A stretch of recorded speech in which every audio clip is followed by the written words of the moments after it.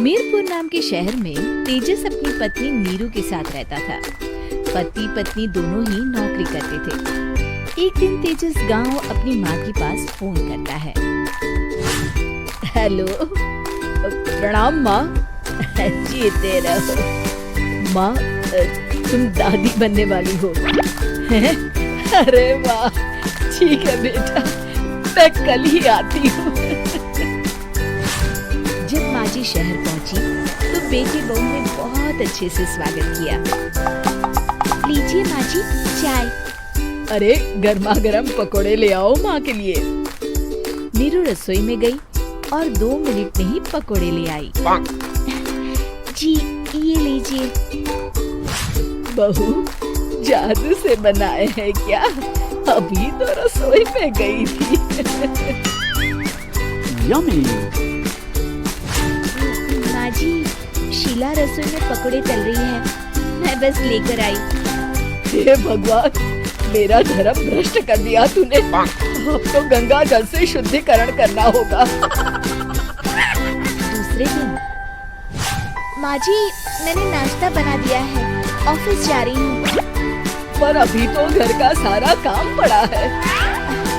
शीला आती ही होगी, झाड़ू पोछा बर्तन कपड़े वो सब कर लेगी। हमारे जमाने में घर का सारा काम हम ही करते थे। जी माँ जी, आप बहुत होशियार हैं, मैं घर ऑफिस दोनों नहीं संभाल पाती। तो जरूरत क्या है घर से बाहर जाकर चाकरी करने की? वैसे भी घर का काम खुद करने से घर में बरकत आती है, समझी?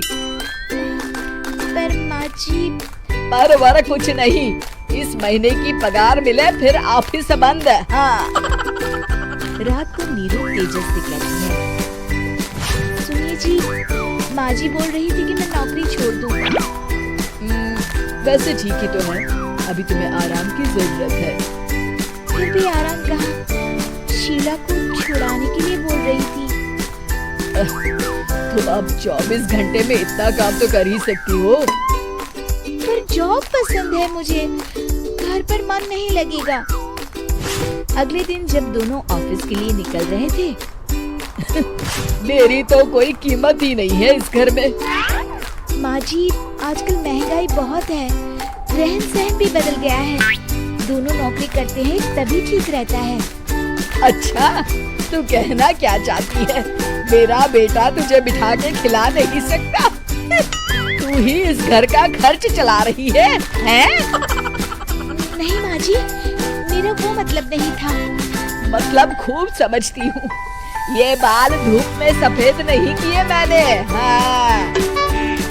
अब तो ये रोज का काम हो गया था। तेजस भी रोज की झिकझिक से परेशान हो गया था।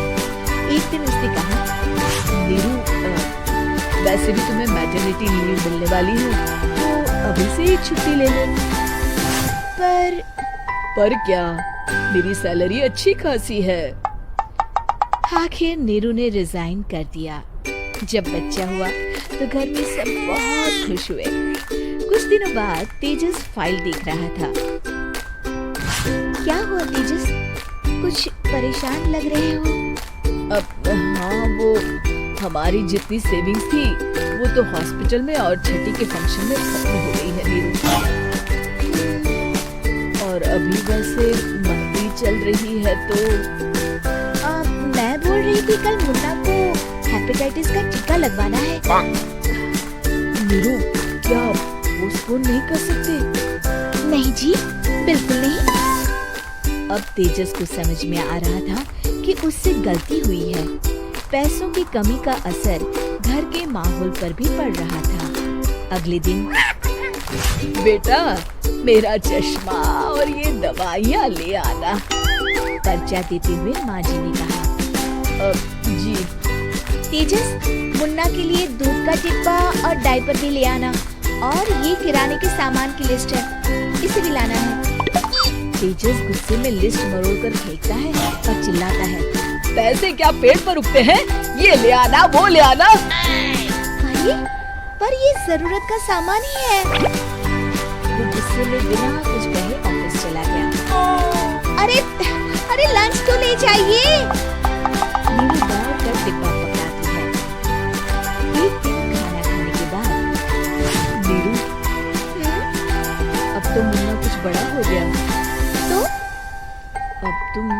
वापस ज्वाइन कर लो ना जॉब। पर इस रिसेशन में जॉब मिलना बहुत मुश्किल है। ट्राई तो करो। फिर मुन्ना, माजी है ना, और एक फुल टाइम मेड भी लगा लेंगे। पर माजी, उन्हें तो पसंद नहीं। तभी माजी वहाँ आ जाती है और प्यार से नीरू के सर पर हाथ फेरते हुए बोलती है, अब मेरी समझ में आ गया बहू, पहले के और अब के समय में अंतर है। तुम काम शुरू करो, मुन्ना की जिम्मेदारी मेरी। मेरी प्यारी मांझी। ये कहकर नीरू उनके गले लगी। शिक्षा, परिवर्तन संसार का नियम है, हमें भी समय के साथ चलना चाहिए। उम्मीद है कि आपको हमारी ये कहानी पसंद आई होगी।